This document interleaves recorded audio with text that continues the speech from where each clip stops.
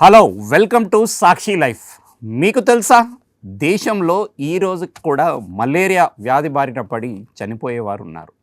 ఏడాదికి దాదాపు 50 నుంచి 80 మంది వరకు ఈ మలేరియా వ్యాధి బారిన పడి చనిపోతున్నారు.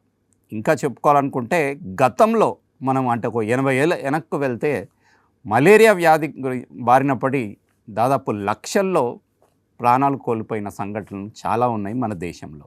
కాకపోతే తరువాత కాలంలో వచ్చిన ప్రభుత్వాలు తీసుకున్న చర్యల వలన ఈ మరణాల సంఖ్య చాలా తగ్గుముఖం పట్టింది. ఇప్పుడు దాదాపుగా ఒక 95% కంటే ఎక్కువనే మరణాలు తగ్గినాయి అన్నట్టు మనకు గణాంకాలు స్పష్టం చేస్తున్నాయి.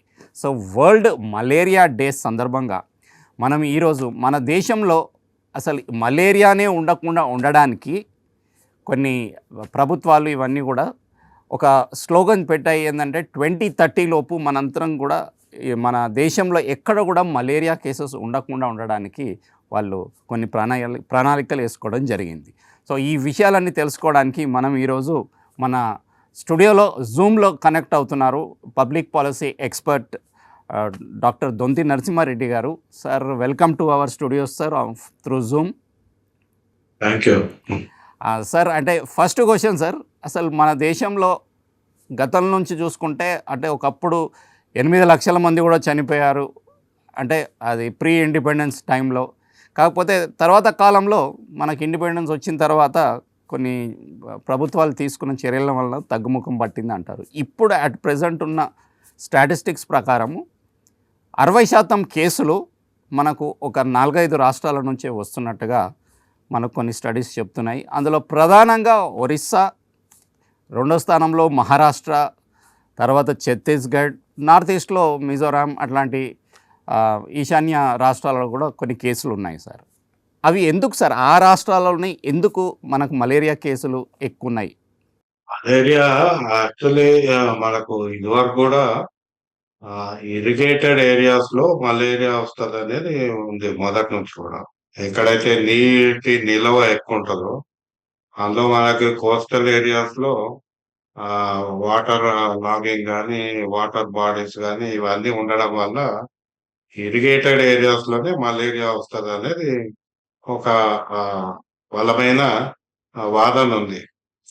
అయితే మీరు అన్నట్టు ఇప్పుడు ఈ మధ్య వస్తున్న ఏదైతే 4-5 రాష్ట్రాలు ఉన్నాయో ఇందులో ఎక్కువ శాతం డ్రై ల్యాండ్ ఏరియాస్. అంటే ఇందులో కొంత ఈ వెక్టార్ సేవ్ అవుతున్నాయి. వెక్టార్ అంటే మనకు మస్కిటోస్, దోమలు. ఈ దోమలు మారిపోయిన పరిస్థితి మనము చూస్తున్నాం. దాన్ని బట్టి ఈ మలేరియా రావడం కూడా మారుతున్నది చూస్తున్నాం. మనకు మొదటి నుంచి కూడా ఇప్పుడు మీరు అన్నారు 80 ఏళ్ల కిందట 1953లో మనకు ఈ మలేరియా ప్రోగ్రాం మన దేశంలో మొదలైంది. 1955లో World Health Organization global malaria eradication programme మొదలుపెట్టింది. అయితే అప్పటి మొదట్లో ప్రోగ్రామ్ చేసి దాదాపు 1970s వచ్చే వరకు ఈ తగ్గిపోయింది, మలేరియా కేసులు తగ్గిపోయినాయని అప్పటి ప్రభుత్వాలు ప్రకటించినాయి. కానీ మళ్ళీ ఒక 5-6 ఏళ్ల కాలంలో మళ్ళీ పునరావృతమైంది. అయితే ఇప్పుడు మలేరియానే కాక మనకు మిగతా డెంగ్యూ కానీ, చికెన్ గున్యా కానీ ఇంకా ఇతర రోగాలు కూడా వస్తున్నాయి. అంటే సిమిలర్ ఈ మలేరియా ఎట్లా ఉంటుందో అట్లాంటి రోగాలే ఇంకెక్కువైంది. అంటే ఇదివరకు మలేరియానే ఎక్కువ కనపడేది, ఇప్పుడు మలేరియాతో పాటు మిగతాయి కూడా వస్తున్నాయి. ఇవన్నీ కూడా ఈ వెక్టార్స్ అంటే దోమల ద్వారా వచ్చే రోగాలు ఇవి. అయితే ప్రోగ్రామ్ ఏదైతే ఉందో ఇందులో అనేక సమస్యలు ఉన్నాయి. మనం ఇప్పుడు 2030 లోపు ఇరాడికేషన్ అని పెట్టుకున్నాను. కొత్తగా 2016 నుంచి 2030 వరకు ఒక కార్యక్రమం చేసి దాని ద్వారా ఇరాడికేషన్, మలేరియా ఇరాడికేషన్ ప్రోగ్రామ్ అంటారు. నాకు ఉన్న ఇందులో ఇష్యూ ఏంటంటే, ఒకటి అసలు ఇరాడికేషన్ అని ఎందుకు పెట్టుకున్నారు అని. ఎందుకంటే ఏ రోగమైనా కూడా పూర్తిగా పోదు ఎప్పుడైనా. అంటే ఆ రోగం ఎందుకొస్తది? మనకేదో ఒక వైరసో, బాక్టీరియా వల్ల వస్తుంది. బాక్టీరియాని గాని, వైరస్‌ని గాని సమూలంగా నామరూపాలు లేకుండా చేయడం అసాధ్యం. సో, అది ఇరాడికేషన్ అని పెట్టుకోవడంలోనే మొదటి తప్పు కనపడుతుంది. ఇక రెండోది ఆహ్, ఏ విధంగా ఇరాడికేషన్ చేస్తామనేది. ఇది ఈ ప్రోగ్రామ్‌కి మీరు మొదటి నుంచి చూడొచ్చు. National vector borne diseases control programme ఉంటుంది. అంటే వెక్టార్ అంటే వాహకం ఏదైతుందో, ఈ బాక్టీరియాను, వైరస్‌ని తీసుకొచ్చే వాహకాన్ని మనం చంపుదాము అంటున్నారు ఈ ప్రోగ్రామ్‌లో. వాహకం చంపేస్తే ఇవి రావు అని అనుకోవడం అది అన్‌సైంటిఫిక్ కంప్లీట్‌లీ. యాహ్! అంటే అశాస్త్రీయం. ఓకే. మనం ఆ వాహకాలేంది దోమలు. దోమలను పూర్తిగా నిర్మూలిస్తే మనకు రోగాలు నిర్మూలన జరుగుతుంది అనేది ఇది రెండవ అజంప్షన్. ఇది కూడా ఫెయిల్ అయింది. ఎందుకంటే దోమలను పూర్తిగా నిర్మూలిస్తామంటే ఆ దోమలు నిర్మూలన కావు కూడా. ఓకే. కాకపోగా మనం ఈ దోమల నిర్మూలన కార్యక్రమానికి కెమికల్స్ వాడడం. అంటే డీడీటీ గాని ఇట్లాంటివి వాడితే అవి మొదట్లో చచ్చిపోయినాయి. కానీ తర్వాత దానికి రెసిస్టెన్స్ డెవలప్ అయితది. అవును. సో, అది ఇప్పుడు డీడీటీకి రెసిస్టెన్స్ డెవలప్ చేయడం వల్ల మళ్ళీ మలేరియా పునరావృతమైంది. అంటే ఈ దోమలను చంపేస్తే పోతుంది అని కెమికల్స్ వాడడం వల్ల సమస్య అక్కడ మొదలైంది. అంటే ఈ వెక్టార్ బార్న్ డిసీజెస్‌ని వెక్టార్ తీసేస్తే డిసీజ్ రావనేది కూడా ఇట్స్ కంప్లీట్‌లీ ఇర్రాషనల్. అది హేతుబద్ధమైన వాదన కానే కాదు. ఇప్పటికే నాకు అదే అనిపిస్తుంది. అంటే సార్ ఇప్పుడు మళ్ళీ చూసుకున్నట్టయితే అంటే 90% పైన తగ్గుముఖం పట్టింది కదా సార్. అంటే గతంతో పోల్చుకుంటే మనం 80 ఏళ్ల చరిత్ర చూసుకుంటే అది ఎట్లా జరిగిందంటారు? ఇది కొంత ఇందులో ఆహ్, ప్రభుత్వము చెప్పే దాంట్లో అన్ని వాస్తవాలు ఉండవు. ఇప్పుడు మనకు 8,00,000 మంది చనిపోయారు 1950స్‌లో అని ఇప్పుడు చదువుతున్నాం మనం హిస్టరీ. 8,00,000 మంది స్టడీ ఎక్కడ జరిగింది?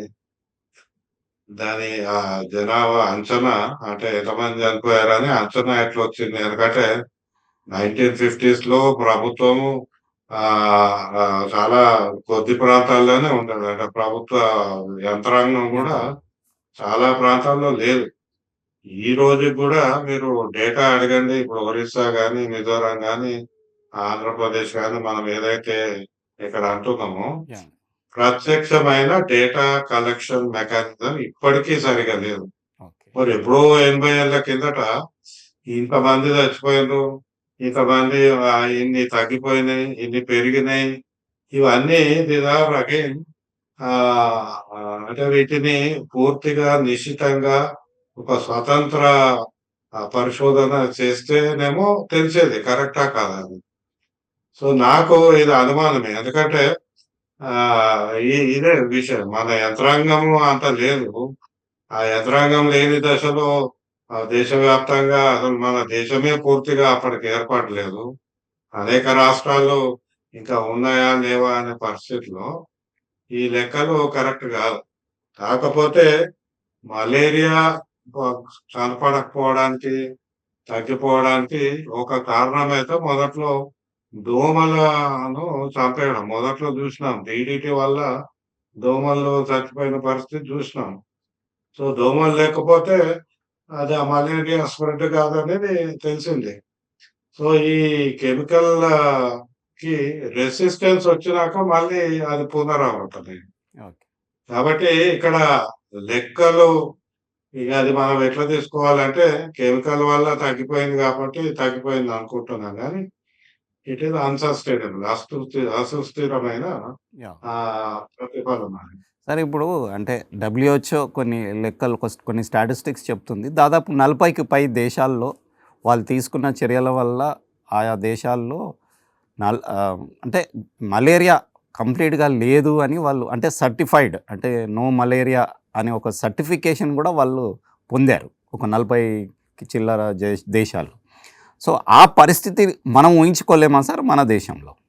మలేరియా తగ్గి ఇంకా కొత్త రోగాలొస్తున్నాయి. సమస్య అది. అంటే మనకు ఇదివరకు ఒకటే రోగం పెద్దగా కనపడేది. ఇప్పుడు పారలెల్‌గా డెంగ్యూ, చికెన్ గున్యా వస్తుంది. డబ్ల్యూహెచ్ఓ పద్ధతి ప్రకారం పోతే మాత్రం ఏ రోగం గూడా పూర్తిగా ఎరాడికేట్ కాదు. ఇంకా పైగా ఇంకా పెరిగే అవకాశాలున్నాయి. ఇప్పుడు మనకేం చెప్తున్నారు ఇందులో మలేరియాలో మనకు మొదట్లో అనఫిలస్ ఒక రకం దోమతోటి దోమతోనే వచ్చి మలేరియా వచ్చింది. డీడీటీ స్ప్రే చేస్తే అవి చచ్చిపోయినాయి. తర్వాత మనకు మలేరియా కేసులు తగ్గినాయి అన్నారు. ఇప్పుడు ఏమంటుంది ఇదే వ్యవస్థ. ఇప్పుడు ఈ కొత్తగా ఈజిప్టి రకం దోమలొచ్చినాయి. ఇవి ఆహ్, కొత్త ప్రాంతాల్లో వీటి పాపులేషన్ పెరుగుతుంది. ఇదివరకు అనఫిలస్ ఏమో మురికి నీటిలో వచ్చేది. వచ్చేటివి. ఇప్పుడు ఈ దోమలేమో మంచి నీటిలో గాని, ఇంకెక్కడెక్కడ టైర్‌లలో అక్కడిక్కడ ఉంటాయి గాబట్టి, నీళ్లు నిల్వ ఉండే ఈ విధంగా ప్రాంతాల్లో. ఈ విధంగా దోమలు పెరిగినాయంటారు. సో, ఇప్పుడు దీనికి డీడీటీ అప్లై చేసే పరిస్థితి లేదు. ఎందుకంటే ఇప్పటికే రెసిస్టెన్స్ పెరిగిపోయింది. అంటే నేననేది ప్రాథమికంగా ఒకటేమో మనం అధ్యయనం చేస్తే ఈ కారణాలేంది? కారణాల్లో మూల కారణాలు మనం ఎట్లా అడ్రెస్ చేస్తామనేది ఒకటి. కానీ ఇప్పటికే ఒక్కసారి గూడా మలేరియా ప్రోగ్రామ్‌ని రివ్యూ చేయలేదు. సమస్య అక్కడొస్తుంది. ఇప్పుడు మనకు నేషనల్ హెల్త్ మిషన్ కింద ఇప్పుడు 2024, 25లో దాదాపు 36,000 కోట్లున్నాయి. ఇందులో ఈ national vector borne diseases programme గూడా ఉంది. సరే దీని మీద ఎంత ఖర్చు పెట్టిర్రో తెలీదు.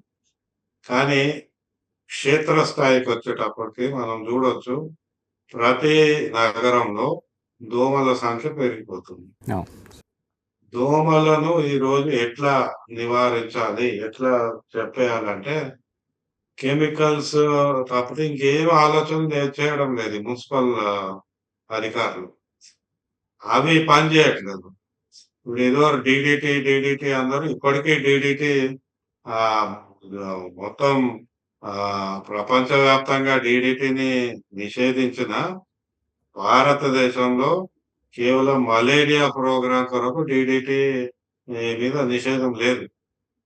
అట్లాంటి ప్రమాదకరమైన కెమికల్ వాడట్లేదు. కానీ అది ఇప్పుడేమి వాడుతుర్రు ఇష్టం వచ్చింది వాడుతుర్రు. మలాథియాన్ అంటారు.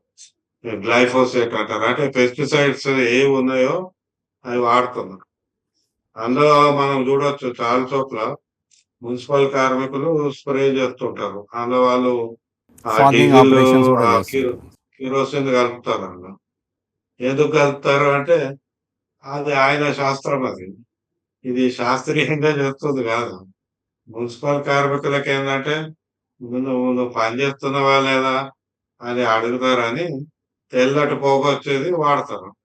సో, తెల్లటి పొగ కొడితే మనం దోమల నివారణ చర్యలు చేపట్టినట్టు ఒక ప్రూఫ్ ఉంటది. అంటే ఒక పెర్ఫార్మన్స్ ఇండికేటర్ అది.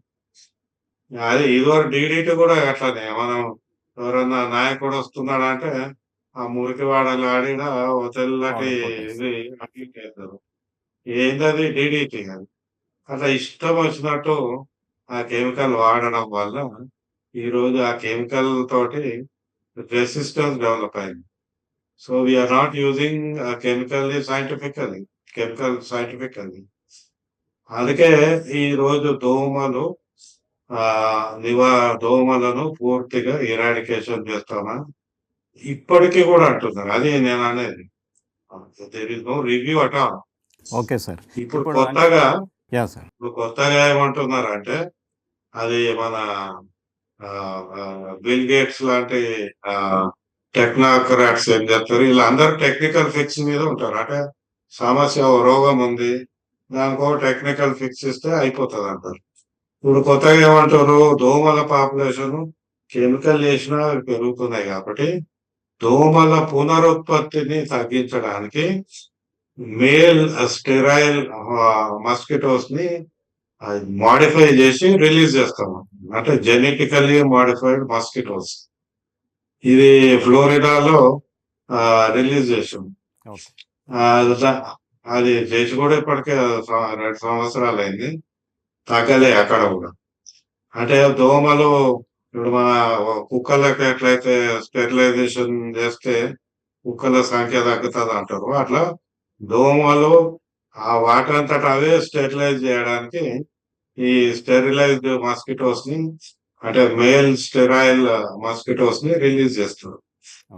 ఇది దీంతోటే దోమల సంఖ్య పోతుంది, దోమల పాపులేషన్ పోతుంది అనుకోవడం శుద్ధ తప్పు. ఇది కంప్లీట్లీ అశాస్త్రీయం. నేనంటున్నా బయాలజికల్ కంట్రోల్ మెథడ్స్ చాలా ఉన్నాయి. ఎట్లా సార్? విచ్ వీఆర్ నాట్ అప్రోచింగ్ మొదటి నుంచి కూడా. అంటే ఈ మొత్తంగానే ఇవన్నీ ఏవైతే ప్రోగ్రామ్స్ ఉన్నాయో అంటే మస్కిటో కంట్రోల్ ప్రోగ్రామ్స్, లేకపోతే మలేరియా ఎలిమినేషన్ ప్రోగ్రామ్స్ ఇవన్నీ రివ్యూ అయ్యి కొత్త పద్ధతులు రావాలన్నా సార్ ఏమంటారు మీరు? రివ్యూ చేసుకోవాలా? రివ్యూ చేసుకోకుంటే మాత్రం మనము అదే పందాలో పోతే దోమలని నిర్మూలిస్తాము పూర్తిగా అంటే కుదరదు, కాదు. ఇంకా ఇప్పుడు మన కొత్త సమస్య ఏమొచ్చిందంటే క్లైమేట్ చేంజ్, గ్లోబల్ వార్మింగ్ వచ్చింది. టెంపరేచర్లు పెరుగుతున్నాయి. ఇప్పుడు మనకి సిటీస్ లో దోమల సంఖ్య ఎక్కువ ఉంటుంది. మీరు చూడండి బయట పాపులేషన్ దోమల ఎందుకు అంటే సిటీలో యావరేజ్ టెంపరేచర్ చాలా ఎక్కువ. అది కాంక్రీట్ వల్ల కావచ్చు, ఈ గ్లోబల్ వార్మింగ్ వల్ల కావచ్చు. సో వార్మ్ అట్మాస్ఫియర్ లో దోమలు బ్రీడింగ్ ఇంకా ఎక్కువ. సో మస్కిటోస్ కానీ అదర్ వెక్టర్ పాపులేషన్ పెరగడానికి గ్లోబల్ వార్మింగ్ ఒక కారణం.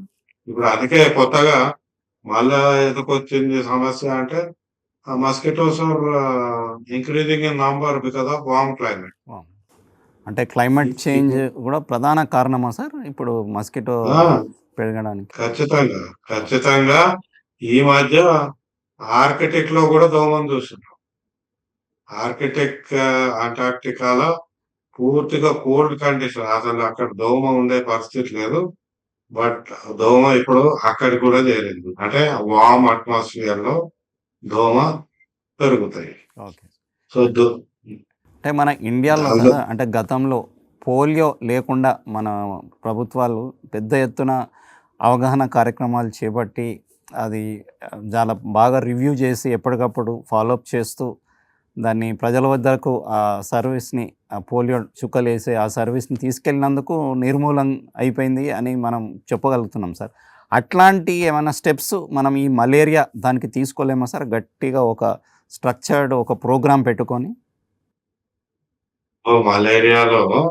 మలేరియా ప్రోగ్రామ్ ఎరాడికేషన్ ప్రోగ్రామ్ లో 5 వ్యూహాలు ప్రభుత్వం రకరకాలుగా మాట్లాడుతుంది.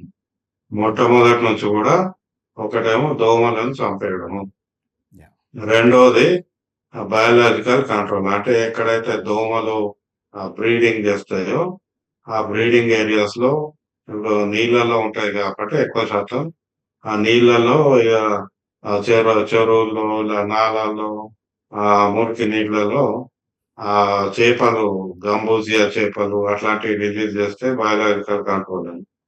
అది మొదటి నుంచి పేపర్ మీద ఉంది కానీ అమలు సరిగా లేదు. ఇక మూడోది మనకు ఇప్పుడు కొందరికండి ట్రైబల్స్ ఉన్నారు. ట్రైబల్స్ కి వాళ్ళ బ్లడ్ లో న్యాచురల్ గా మస్కిటో బైట్ ని ఎదుర్కొనే ఒక ఎంజైమ్ ఉండేది. ఎందుకంటే వాళ్ళు అడవిలో ఎప్పటి నుంచో ఉన్నారు కాబట్టి దోమలు కుట్టినా వాళ్ళకి రోగం రాకుండా ఒక ఎంజైమ్ ఉంటుంది. మన వాళ్ళు ఏం చేశారు క్లోరోక్విన్ ఇవ్వడం మొదలు. క్లోరోక్విన్ తీసుకుంటే నీకు ప్రివెన్షన్ ఆఫ్ మలేరియా రాదు అనేటప్పటికి అది ఎక్కువ ట్రైబల్ ఏరియాస్ లో ఇంప్లిమెంట్ చేస్తే ఈ క్లోరోక్విన్ వల్ల వాళ్ళ శరీరాల్లో ఆ ఎంజైమ్ పోయింది. అయ్యో! And they become more vulnerable for malaria. Okay. ఇక నాలుగోది మీరన్నట్టు వ్యాక్సిన్స్ మొదలుపెట్టింది ఈ మధ్య డబ్ల్యూహెచ్ఓ కూడా. యాంటీ మలేరియల్ వ్యాక్సిన్స్ అని. యాహ్! ఇప్పుడు ఈ వ్యాక్సిన్‌ల యొక్క ప్రాథమిక సూత్రం చూస్తే అదేముంటదంటే ఒక ఇనాక్టివేటెడ్ వైరస్‌ని మన శరీరంలోకి వ్యాక్సిన్ ఇంట్రొడ్యూస్ చేస్తుంది. యాహ్! అంటే ఇప్పుడు పోలియో అంటే పోలియో వైరస్‌ని ఇంట్రొడ్యూస్ చేస్తాడు. మలేరియా అంటే ఆ మలేరియా సంబంధించింది ఆ వైరస్ ఇంట్రొడ్యూస్ చేస్తుంది. చేస్తే మన శరీరము ఏదైతే ఇమ్యూన్ సిస్టమ్ ఉంటదో ఈ రోగ నిరోధక శక్తి ఇది యాంటీబాడీస్‌ని ప్రొడ్యూస్ చేసి ఆ వైరస్‌ని చంపడానికి యాంటీబాడీస్ ప్రొడక్షన్ పెంచుతది. ఆ విధంగా మనం మలేరియా నివారించొచ్చు. లేదా పోలియో నివారించొచ్చని ఇది సూత్రం వ్యాక్సిన్‌లలో. యాహ్! ఇది ఇప్పుడు అది ఎన్ని రోజులు యాంటీబాడీస్ ఎప్పటికీ ప్రొడక్షన్ ఉండదు immune system. Yeah! Immune system నేచురల్‌గా ఇప్పుడు మనకు మస్కిటో కుడితే నువ్వు రోగ నిరోధక శక్తి గట్టిగా ఉంటే అది అప్పుడే యాంటీబాడీస్ ప్రొడక్షన్ చేస్తది. ఇప్పుడు మన ఇద్దరి మధ్యలో మస్కిటో కుడితే మీ శరీర తత్వం బట్టి, మీ యొక్క డయట్ బట్టి, మీ రోగ నిరోధక శక్తి బట్టి మీరు మలేరియాని ఎదుర్కోవచ్చు. నాకు ఉన్నది ఆ పరిస్థితి బట్టి నాకు మలేరియా రావచ్చు. యాహ్! అంటే అంతర్గతంగా మన ఆరోగ్యాన్ని పెంచుకుంటే మలేరియా నివారించొచ్చు. ఓకే. కానీ ఈ సూత్రం చేయకుండా వ్యాక్సిన్ గురించి మాట్లాడుతుంది. ఇప్పుడు ఐదోది ఏమంటుర్రంటే మలేరియా అంటే దోమలు కాబట్టి దోమలను పూర్తిగా నిర్మూలిస్తామని మొదలుపెట్టారు. అందులో మొదటి నుంచి కూడా కెమికల్ అప్రోచ్ మొదలుపెట్టారు. ఇప్పుడు జెనెటికల్లీ మాడిఫైడ్ వచ్చారు. ఈ 2 కూడా ఫెయిల్ అయ్యి ఈ సమస్య ఇంకా కాంప్లికేటెడ్ అయితున్నది. అంటే సార్ ఈసారి అంటే మలేరియా డేకి సంబంధించిన స్లోగన్ ఏదైతే డబ్ల్యూహెచ్ఓ వారు ఇచ్చారో driven to end malaria now we can and now we must అన్నట్టుగా ఇచ్చారు. అంటే కంపల్సరీగా మనం ఇప్పుడు చేయగలుగుతాము, చేసి తీరాలి అన్నట్టుగా స్లోగన్ ఉంది సార్. సో మనకు ఇండియాకి ఇది సాధ్యమేనా సార్? అంటే మీరు చెప్తున్న అంటే ఏ చర్యలు తీసుకున్నా కూడా సైంటిఫిక్గా తీసుకోవట్లేదు, దాన్ని హోలిస్టిక్గా మనము ఒక అప్రోచ్లోనే మార్పు రావాలంటారు సార్. అది ఏ విధంగా వస్తే మనము 2030 వరకు మొత్తం మలేరియాను నిర్మూలించవచ్చు అని మనం ఒక మన వ్యూవర్స్కి ఒక హోప్ ఇవ్వచ్చు అంటారా సార్? అంటే ఈ స్లోగన్స్ అన్ని ఫీల్ గుడ్ ఫ్యాక్టర్. అంటే స్లోగన్ ఇచ్చి వి ఫీల్ మనం ఏదో చేస్తున్నామని భావించుకోవడమే. ఎంత సాధ్యం చేయొచ్చు. సార్ దాని మీద కొంత నేనేమంటున్నా మొదటి నుంచి కూడా రివ్యూ చేయాలి. ఇప్పటివరకు చేసిన దాంట్లో రివ్యూ చేసి మనం ఎట్లా సుస్థిరమైన పరిష్కారం తీసుకురావాలి. అందులో మొట్టమొదటిది ఇప్పుడు గ్లోబల్ వార్మింగ్ ఉంది. గ్లోబల్ వార్మింగ్ వల్ల పాపులేషన్ పెరుగుతుంది. మనము we can create micro climate to reduce the warm climate. Climate condition. ఇప్పుడు మన ఒక నైబర్హుడ్ లో ఒక చెరువు ఉంది. ఆ చెరువుని మురికి నీళ్ళు లేకుండా మంచిగా ఉంచి అందులో చేపలు తర్వాత తాబేళ్లు కప్పలు ఇవన్నీ ఉంటే అక్కడ దోమలు రావు. కానీ ఆ ఆ చెరువు ఉండడం వలన చుట్టుపక్కల చెట్లు ఉండడం వలన మైక్రో క్లైమేట్ ఏర్పడుతుంది. ఈ వార్మ్ క్లైమేట్ తగ్గి ఒక ఆహ్లాదకరమైన వాతావరణం ఏర్పడుతుంది. This is more sustainable than any other method. Okay. ఇక రెండోది మన రోగ నిరోధక శక్తిని పెంచుకోవాలి. ఓకే. అంటే మన డయట్ గాని, మన యొక్క ఎంజైమ్స్ గాని ఇవి పెంచుకోవాలి. సహజంగా ప్రతి ప్రాణికి తన మీద వచ్చే ఏ హానికైనా దాన్ని ఎదుర్కోవడానికి కొన్ని శక్తులు ఉన్నాయి. అది దోమకున్నాయి, మనిషికున్నాయి, పక్షికున్నాయి, జంతువుకుంటది. మనం దాన్ని నిర్వీర్యం చేయకుండా దాన్ని పెంపొందించే విధంగా చేయాలి. So immune system has to be strengthened, not weakened. Yeah. So then మీకు దోమ కుట్టినా ఇప్పుడు చాలా చోట్ల మీకు ఆఫ్రికాలో గాని ఇప్పుడు కాదు 300 ఏళ్ల క్రితం కూడా దోమలు కుట్టి మలేరియా గాని, ఫీవర్ వచ్చిన వాళ్ళు ఒక పర్సెంటేజ్ ఉంటారు. అంతేగాని 100% మలేరియా వచ్చి చనిపోయిన వాళ్ళు ఉండరు. ఎందుకు అంటే each body has its own strength. Yeah. ఆ స్ట్రెంగ్త్‌ని మనం ఇంకా స్ట్రెంగ్తెన్ చేస్తే రాదు. Okay sir. సో, అంటే తర్వాత సార్ ఇప్పుడు ఈ గవర్నమెంట్ ఫండ్స్ ఉన్నాయి. దీన్ని లోయెస్ట్ లెవెల్ ఇప్పుడు క్షేత్రస్థాయి ఆ మున్సిపల్ కార్మికులు ఉన్నారు. వాళ్ళకేం తెలుసు పాపం. వాళ్ళకి ట్రైనింగ్ ఇయ్యండి. ఎడ్యుకేట్ చేయండి. ఎక్కడ దోమలు ఇప్పుడు దోమల హాబిటాట్ మీద స్టడీస్ లేవు. మీకు తెలుసా? ఇన్నేళ్లయింది. 80 ఏళ్లలో దొర ఎక్కడ పుడతది? ఎక్కడ దాని యొక్క హాబిటాట్ ఉంది? ఏ ఏ ఏ పరిస్థితిలో పెరుగుతదనే ఒక్క రిపోర్ట్ లేదు. ఆ రిపోర్ట్ చేసి ఆళ్ళకి ట్రైనింగ్ ఇస్తే, వాళ్ళు అప్పుడు దాని మీద కొంత ప్రత్యక్ష చర్యలు తీసుకునే అవకాశం ఉంటుంది. తర్వాత కెమికల్స్ పూర్తిగా మానేయాలి. కెమికల్స్ తోటి కాదు. కెమికల్స్ గాని, genetic modification this is completely a failure approach. Okay sir. ఇప్పుడు కొన్ని దేశాలు లైక్ ఇప్పుడు చైనా సమూలంగా అంటే నిర్మూలించింది అంటారు మలేరియా. ఈవెన్ చిన్న దేశాలు లాంటి శ్రీలంకలో కూడా ఈ మలేరియా కేసెస్ లేవంటారు. అంటే మన దగ్గర అది మీరు చెప్తున్న ఏవైతే ఇప్పుడు 3-4 పాయింట్స్ చెప్పారో సార్, ఆ విధంగా సైంటిఫిక్గా హోలిస్టిక్గా ముందుకెళ్తే మనకు సాధ్యమే అంటారా సార్? వాళ్ళు గూడా అక్కడ ఎవ్వరు ఎరాడికేషన్ చేయలేరు. అక్కడ గాని, ఇక్కడ గాని మన ఇప్పుడు చాలా మంది డబ్ల్యూహెచ్ఓ భారత ప్రభుత్వం మంచి ఎగ్జాంపుల్ అని బయట చెప్తది. ఇక్కడ మలేరియా లేదు. కానీ మలేరియా పోయింది. మనకు డెంగ్యూ వచ్చింది, చికెన్ గున్యా వచ్చింది. ఇంకో కొత్త రోగాలొచ్చినాయి. యాహ్! దీనికి అంతర్గత సంబంధం ఉంది. చైనాలో ఒకవేళ మలేరియా కనపడకుంటే, వాళ్ళకి ఇప్పుడు వేరే రోగాలున్నాయి అక్కడ. మనం జూసినాము కరోనా టైంలో ఎట్లా పిట్టలు లెక్క పడిపోయిండ్రు. మనకేం గాలేదు అంతగా. అక్కడ జరిగినంత ఇది గాలేదు. మనకు తక్కువే.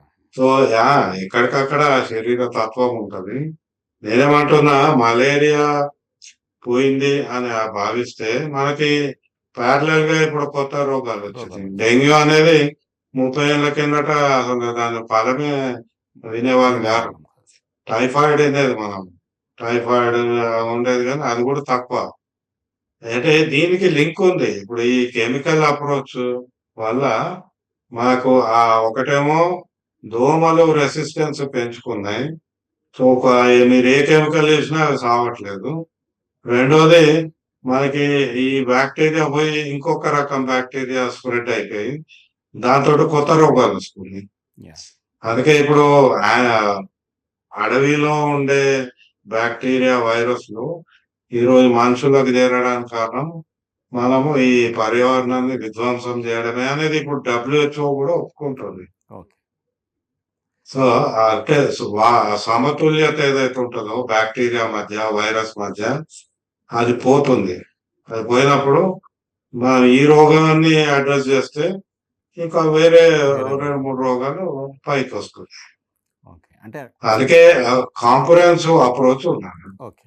So, okay sir. Thank you sir. మీ అమూల్యమైన టైంని మాకిచ్చి ఈ కొన్ని విషయాలు అంటే మలేరియా ఇరాడికేషన్ సందర్భంగా కొన్ని చెప్పారు. ఎలిమినేషన్ అయితే సాధ్యం కాదని మీరు చెప్తున్నారు. కాకపోతే ప్రభుత్వం 2030 నాటికి పూర్తిగా మలేరియాని ఎలిమినేట్ చేస్తామని వాళ్ళు ఆ ప్రోగ్రామ్‌తోని ముందుకెళ్తున్నారు. ఏది ఏమైనా సో, ఇది ఒక గవర్నమెంటో లేకపోతే ఒక సంస్థనో చేసే పని కాదని అంటున్నారు మీరు. ప్రతి ఒక్కళ్ళు మనం కూడా పర్సనల్‌గా మన ఇమ్యూన్ సిస్టమ్‌ని పెంచుకోవడం, మన పరిసరాలను శుభ్రంగా ఉంచుకోవడం, పర్యావరణానికి కూడా మనం ఎక్కువ హాని కలిగించగా ఉండకుంటే కూడా కొంత మేరకు మనం మలేరియాని తగ్గించని మీరు చెప్తున్నారు కాబట్టి వ్యూవర్స్ అందరూ కూడా దీనిపై దృష్టి సారించి మీరు కూడా అలర్ట్ అయితే బాగుంటుందని సార్ అభిప్రాయపడుతున్నారు. ఏదేమైనా sir once again thank you for sparing time sir మా వ్యూవర్స్ గురించి మంచి విషయాలు చెప్పినందుకు. సో ఇది ఈ వీడియోలో మనము మలేరియా ఏదైతే మనకు పెద్దగా హాని చేయదు అని అనుకుంటున్నాము, కానీ దాంతో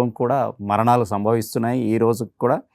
సో ఆ పరిస్థితి నుంచి మనము అధిగమించాలంటే అది సమిష్టిగా ఒక హోలిస్టిక్గా కాంప్రిహెన్సివ్ అయిన ప్రోగ్రామ్ గవర్నమెంట్లు తీసుకుంటేనే అది సాధ్యమని సారు స్పష్టం చేస్తున్నారు.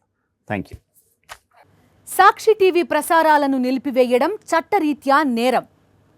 సాక్షి టీవీ ప్రసారాల కోసం మీ స్థానిక కేబుల్ ఆపరేటర్ని వెంటనే సంప్రదించండి. డిటిహెచ్లో, ఇంటర్నెట్లో కూడా సాక్షి టీవీ ప్రసారాలను వీక్షించవచ్చు.